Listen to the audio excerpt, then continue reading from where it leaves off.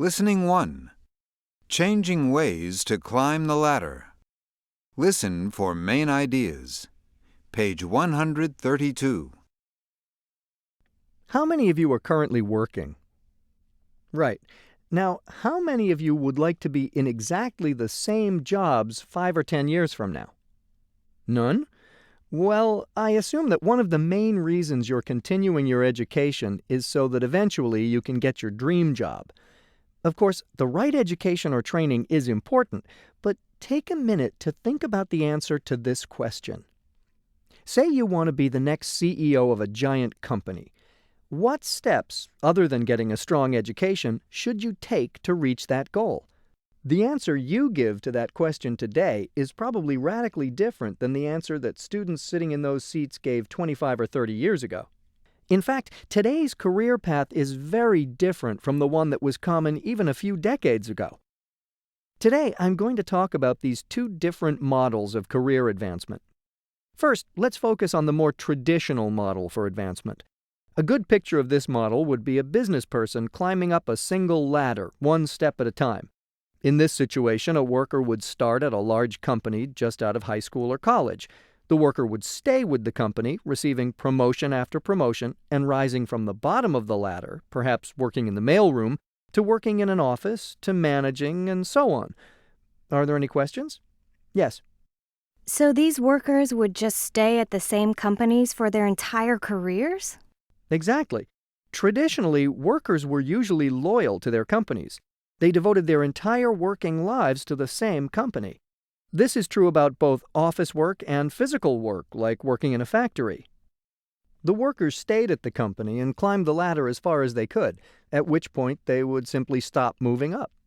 In return, the company was stable and protected the workers. The workers counted on the company to pay them during their working lives and take care of them once they were too old to work. Yes? I think this model is similar to the business cultures in other countries. Absolutely. Many countries in Asia follow this business model. In fact, a popular CEO in Japan recently said in an interview that he views his workers as his family.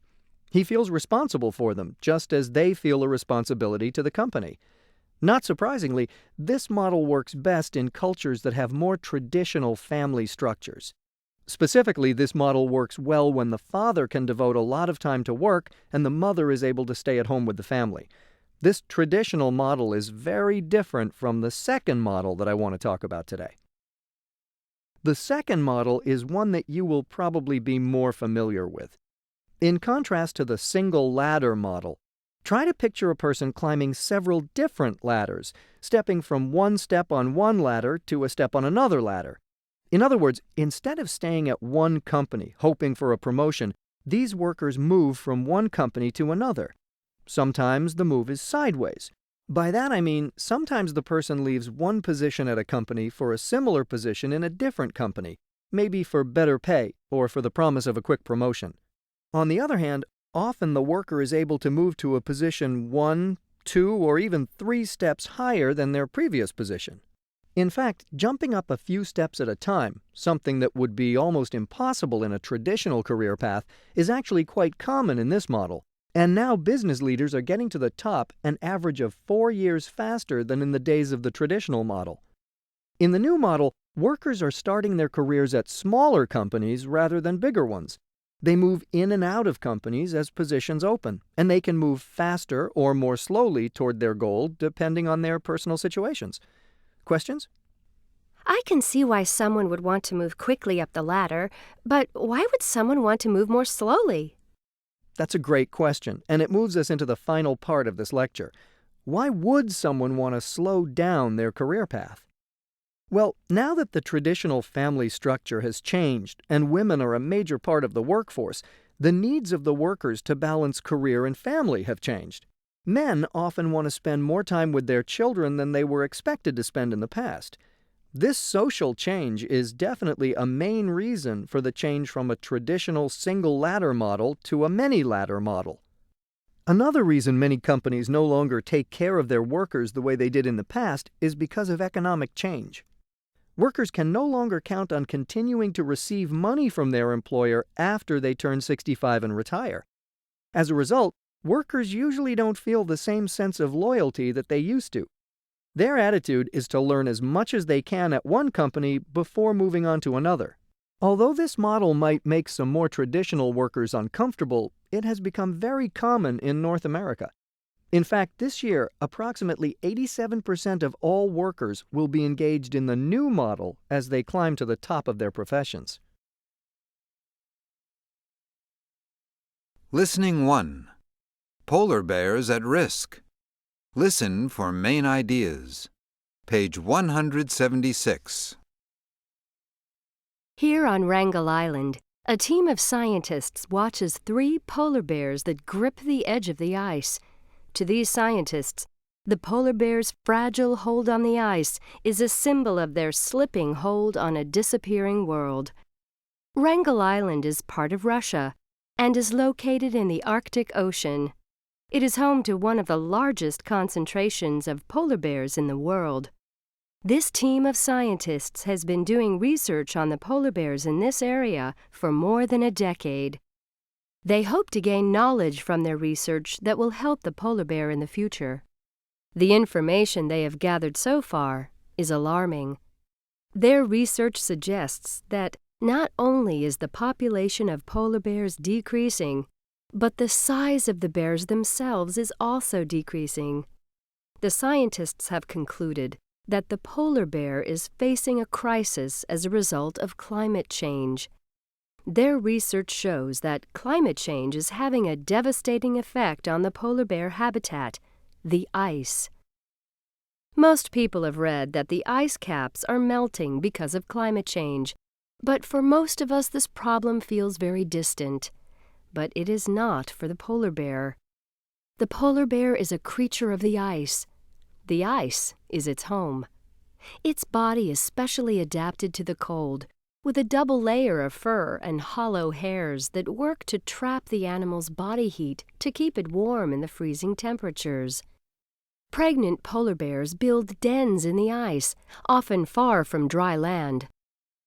Polar bears also hunt on the ice, usually for ringed seals. Polar bears do not truly hibernate. They are active year-round. However, they can only hunt while there is plenty of sea ice, during the winter and early spring. To hunt, the bear usually finds an active breathing hole, a gap in the ice used by seals to take a breath. The bear crouches above the breathing hole, and as soon as a seal surfaces, the bear dashes to the hole and drags the seal out of the water with its powerful claws. Although polar bears are excellent swimmers, they are not fast enough to catch the seals in open water. They have to stay on the ice and move quickly as soon as the seal shows its head. During the late summer and early fall, when the ice is melted, they cannot hunt, and so they have to live off their fat reserves and the meager supply of food that is available. But the ice is not as stable as it once was. As temperatures rise, the ice is melting earlier in the year. This means that the bears have a shorter hunting season. They enter the summer thinner and less prepared to survive. And as the ice melts, it retreats, creating greater distances between one hunting area and another. A well-fed polar bear can swim at least 50 miles. But as the distance between hunting areas increases, and as the bears get thinner, they sometimes drown trying to reach a distant food source. At the moment, the polar bear population is around 20 to 25,000 worldwide. In some places, the number of polar bears has gone down significantly over the last 15 to 20 years. Why are there fewer bears? One reason is that the birth rate is decreasing. Polar bears used to have 2 or 3 cubs at one time, and 2/3 would survive.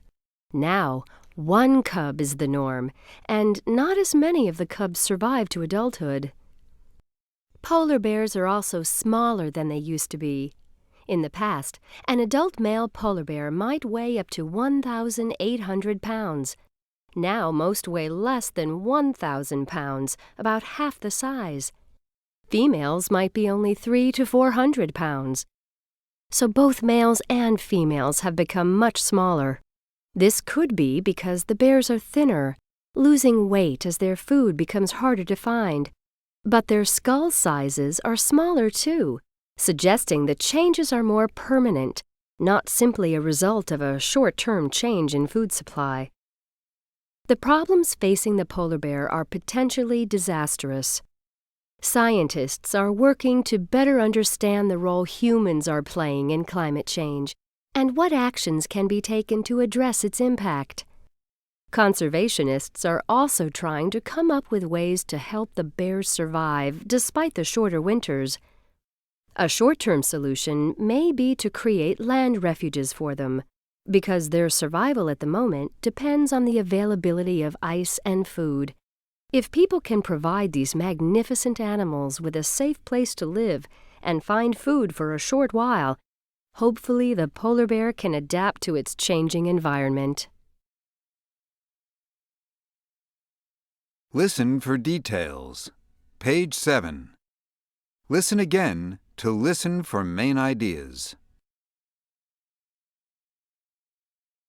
Listen for details. Page 133. Listen again to listen for main ideas. Listen for details. Page 177. Listen again to listen for main ideas.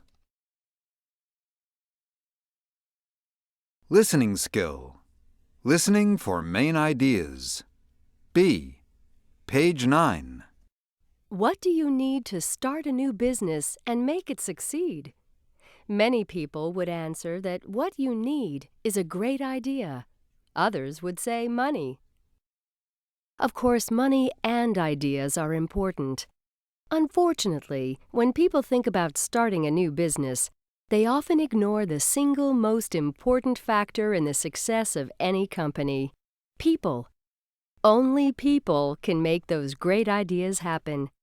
So, in order to start a successful business, you need to start with the right people. But how do you identify the right people? That seems like a difficult question to answer because every business is different. Nevertheless, if you want to build a good team, there are some characteristics of the right people, no matter the business. We're going to focus on some of those characteristics and how to identify people who have what it takes to help make a new business a success.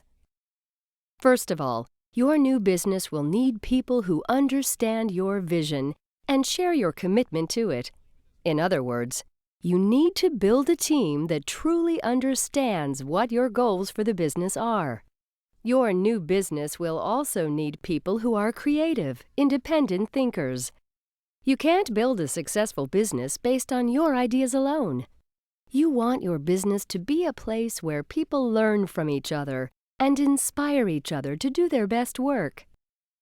Lastly, your new business will need people who are willing to work hard.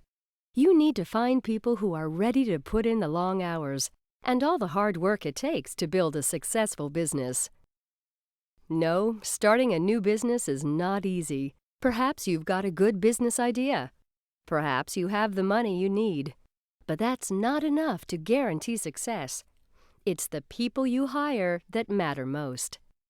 Remember that if you're going to find success, you need people who are creative, hardworking, and committed to seeing your dream become reality.